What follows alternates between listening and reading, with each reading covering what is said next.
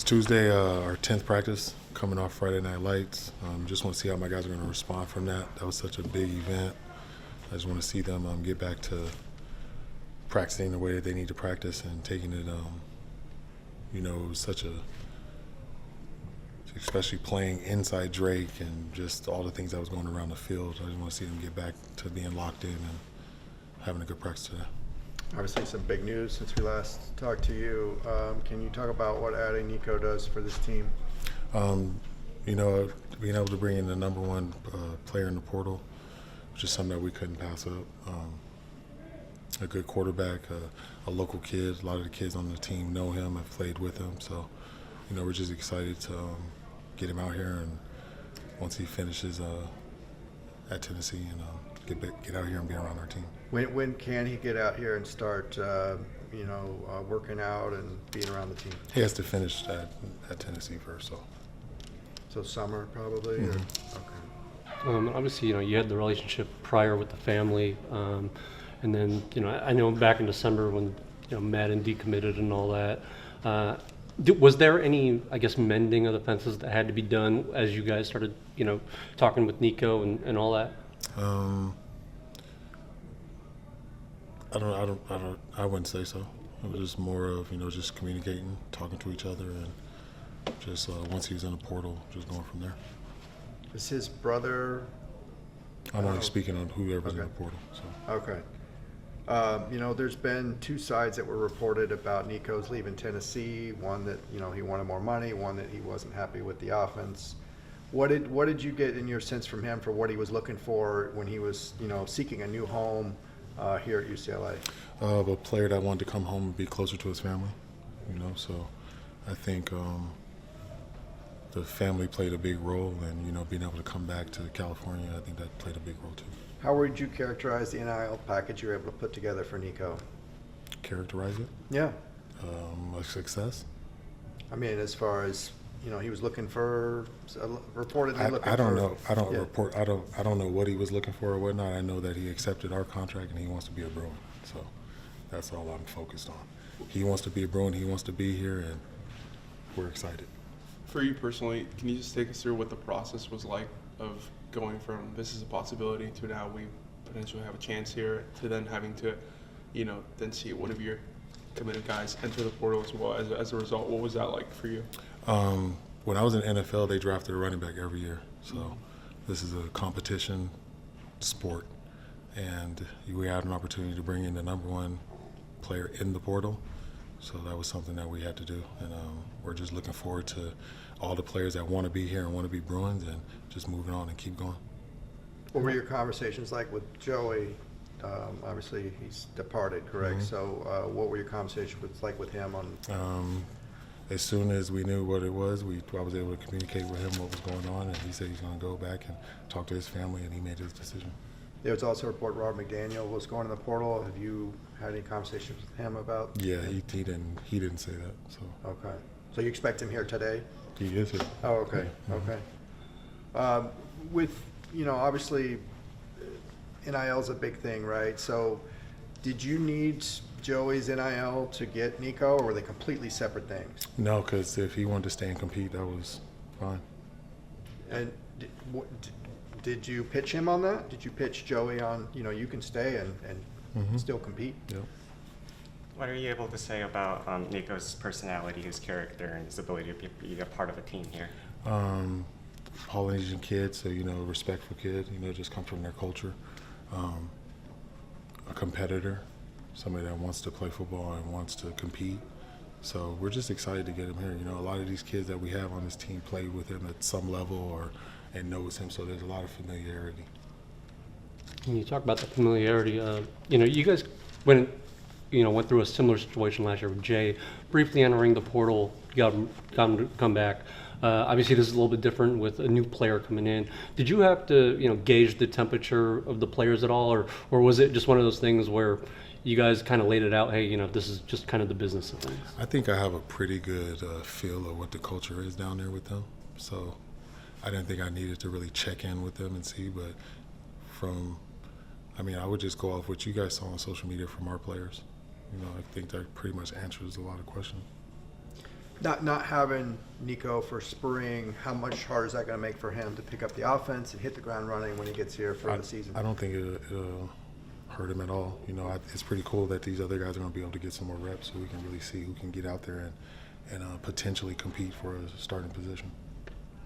In this day and age where there's so many moving pieces with representation, collectives, all the different things, as opposed to just talking to a player and his family, how hard was it to put this deal together, and what was the time frame? Was this like a 48-hour process where it was really serious? How long did it really take to come together? The hardest part about it was just the time frame.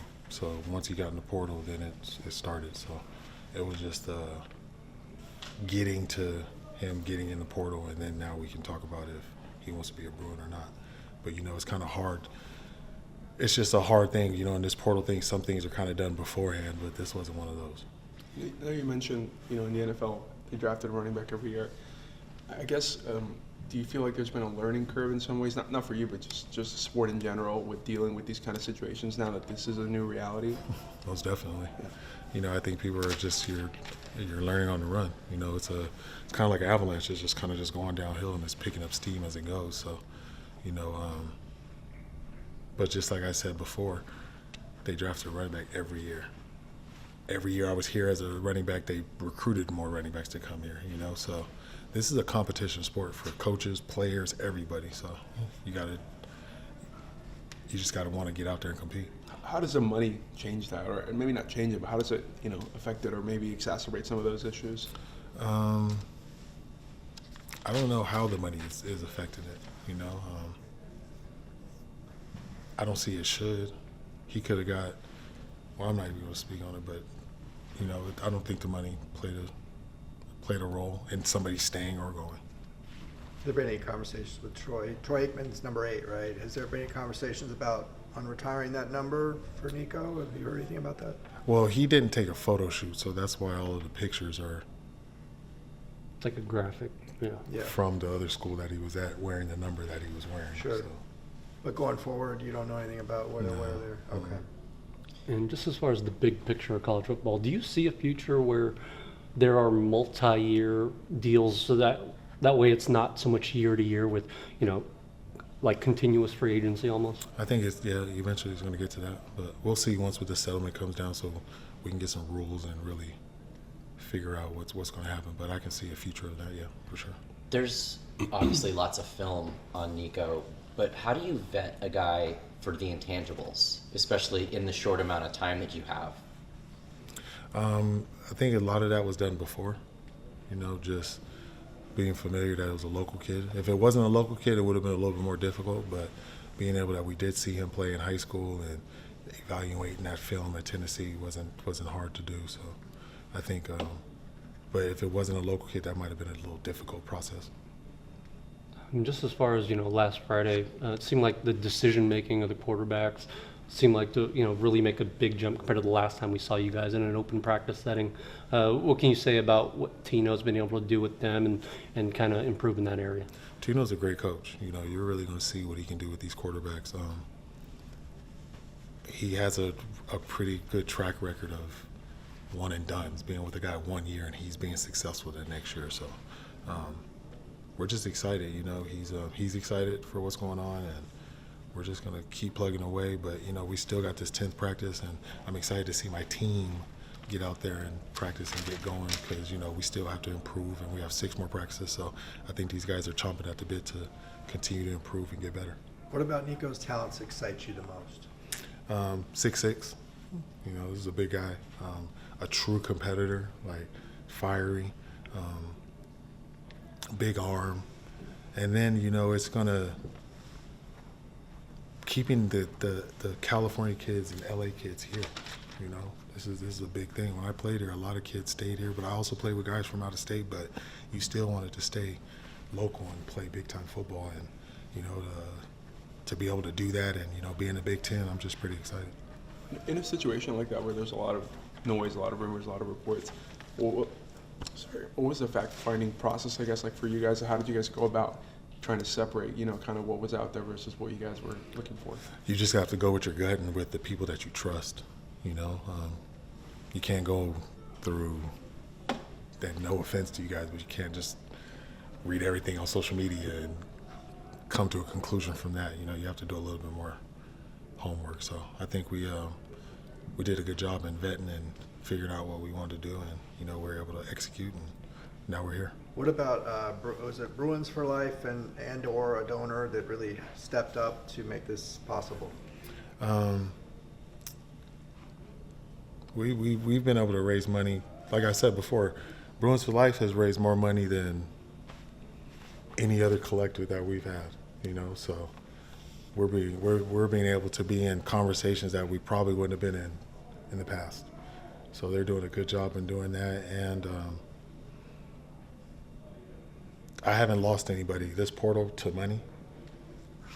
You know, we've been able to actually offer people the same amount or even more than what other people have offered them. So I'm just excited for Bruins for Life, and you know, just if we can just continue to put a good product out there on the field and figure out what's going to happen in these next few days with the settlement, and then we can go from there.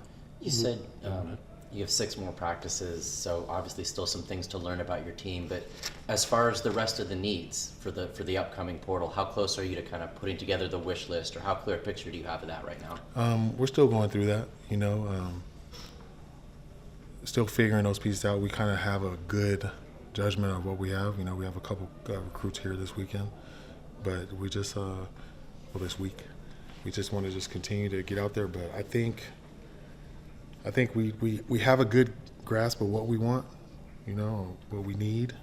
They're just hitting on it. And obviously, you know, with all the news of the weekend, you know, there's a lot of added attention, a lot of added expectations even. What do you tell your team about maybe embracing some of those and trying to take that challenge head on? You want to be in conversations. You want to play big-time ball. You want to have people to, you know, just, you want to have haters. You want to have, you know, like, you want all of this stuff because that means that you're trending in the right direction. So if you want to play big-time ball, you can do that here at UCLA. I got a quarterback situation that's going to pan out for us, and we're just looking forward to it, you know. When's the last time we had this many people here talking to us? You guys know what I'm saying? So this is a good buzz for us. And keeping the local kids here, big-time recruits, let them know that you don't have to go to certain conferences to be successful and make it to the NFL. You can do it right here in California.